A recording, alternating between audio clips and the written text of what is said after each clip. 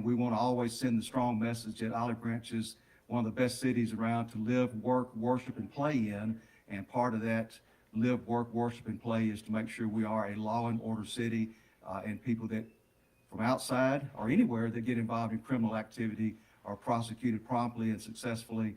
And you'll hear more about the prosecution from District Attorney Matthew Barton. Any questions for me before Mr. Barton comes forward? When did you say this happened?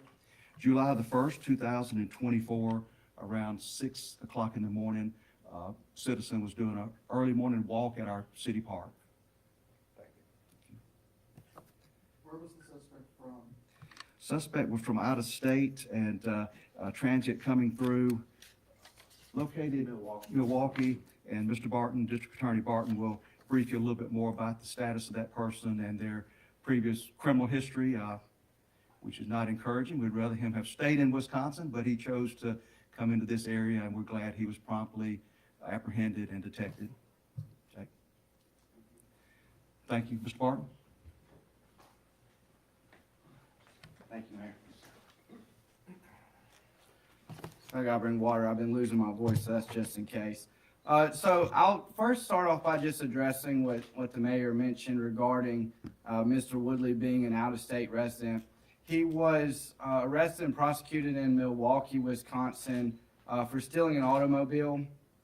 Essentially, he was let out of the Wisconsin State Prison in May of 2024. A little less than 2 months later, he found himself in Olive Branch, Mississippi, and that's when this occurred. So now that we got the case from the city, we do not want him to have the opportunity to reoffend, whether that is here or elsewhere. So we took it to a grand jury, and then we ultimately took it to the circuit court. The charges can, they can change a little bit as the process unfolds. He ended up pleading guilty to 3 different felonies. One is strong arm robbery. The other is take car, which is basically stealing a car. And the third is felony fleeing. He was sentenced to 15 years for strong arm robbery, which is a maximum sentence. 10 years for the take car, also maximum sentence.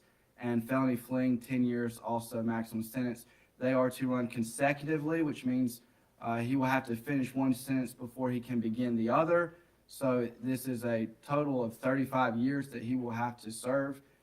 He may have pretended to have a gun, but the jail time is not pretend. So he will have to serve that time out. And that keeps Olive Branch safe. I want to reiterate the fact that this is not a reflection of Olive Branch as a community. This is not gang related. This is not an indication of an ongoing issue. This is just one bad actor that's not from here, came here from out of state and did something rather stupid. And I want to commend the Olive Branch Police Department for very quickly responding. As the mayor mentioned, this was an incident where Mr. Woodley pretended like he had a weapon, basically snatched the keys away from a 74-year-old lady and took off with her car. There was another citizen that observed the victim, went to check on her. 911 was called right away, and it was a matter of moments before the Olive Branch Police was there. One of the fastest response times you could possibly hope for. I hope residents feel good knowing that the Olive Branch Police is very active and present in the community. Their presence is known. Even though he tried to run, there was no running. Not successfully going to run away from the Olive Branch Police Department. So he was apprehended. The officers did a great job. It's a situation that was dangerous for them whenever you have to chase somebody, but they were able to do that without getting hurt themselves or without hurting the suspect. And so now he can face the consequences. I want to give some credit to my Assistant District Attorney, Steve Jubera, who did the legwork on this to get us to the finish line. I think that this case also highlights the importance of cameras. We were able to catch a lot of this on cameras that are owned by the Olive Branch Police Department. That really helps us to get the results we need. And so I think Olive Branch is fortunate to have a city that funds the equipment that the police need so that we can follow up and do our job. Olive Branch has a reputation for no nonsense when it comes to following the law, and we try to honor that whenever they give us a case. And I think this is a reflection of that teamwork, and we were happy to be involved. I know that we've covered a good bit of ground. I'm happy to answer any questions. Do we have a name? I haven't heard a name yet. His name is Rakeem Woodley. Rakeem? Yes, sir. Rakeem Woodley, Woodley. Was his residence Milwaukee? His last known residence was the state penitentiary in Wisconsin. I'm not sure what he did in Okay. the 7 or so weeks after So he got somehow out. he escaped from there. Well, he was released. Oh, he was he released. he did his time there. It was not a lot of time, and so that's why we went as hard as we could this time, because he had his chance to learn and he didn't. So he'll have 35 years now. And so that's why you're calling him a transient then, apparently. Yeah, that's right, because he's not from here. He doesn't have ties to this community he was passing through. Okay.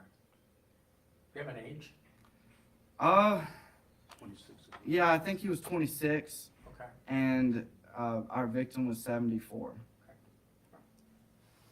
Any other questions? Can you talk about, just again, how serious it is, whether it's a real gun or a fake gun? Yeah, so the impact on the victim is the same.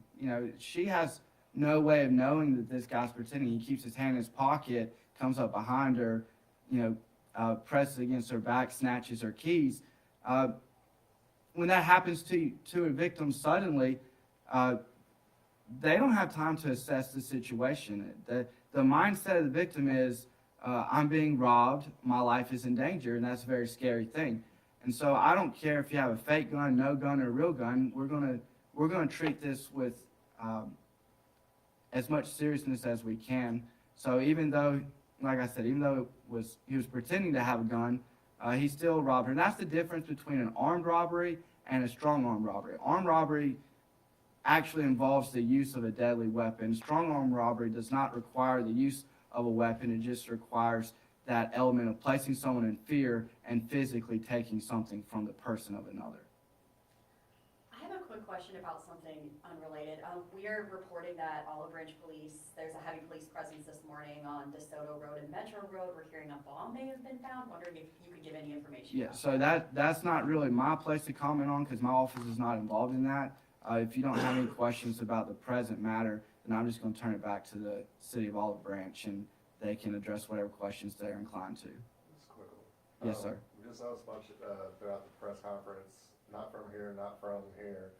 Is this kind of sending a message to other communities, right down the road from Memphis that, the harshest penalties down here will happen? I really hope that is the message that's being received.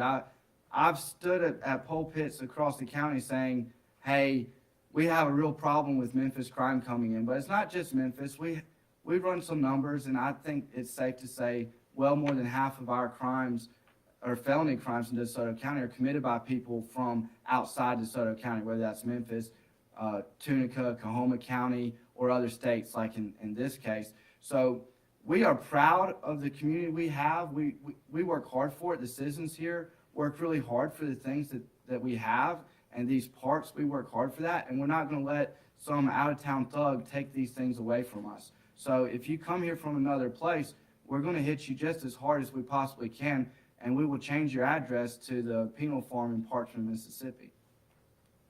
So where is he now? Is he still in DeSoto County Jail, or has he been transferred? So it is my understanding that he is awaiting transfer from our county facility to the state facility. We have a bus that runs periodically, and I'm sure he'll be on the next one. So would he be going to Parchman or someplace else? MDOC will Determined? determine placement for everybody. Generally, violent offenders do end up in Parchman almost always. So with that, I'll give it back to the city, and I appreciate everyone's attention. Thank you. Thank you, District Attorney Matthew Barton. To answer your question, there is an active crime scene at this time on DeSoto Road near the State Line Road. A suspicious package was located this morning when employees showed up to work. That's the knowns at this point. The Olive Branch Police Department is working with Shelby County Sheriff's Department and looking at that package and trying to determine exactly what it is. Again, an active crime scene right now. Thank you. Any other questions? Do you believe we'll be getting a news release or some further information on that situation when available? Absolutely. That news release is forthcoming in the next hour, as soon as that scene's cleared. Most of it's cleared now, and they're doing their final checks, and then we'll do a press release, Bob, at that time. Great. That's it. Thank you very much. Thank you. Thank you, Mayor. Thank you, sir.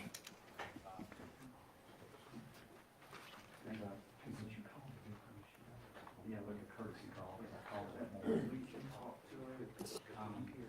Like, there's so many different things from us using, that's what she was like. 1 2 1 2 1 2 1 2 1 2. Okay, we're done. Thank you.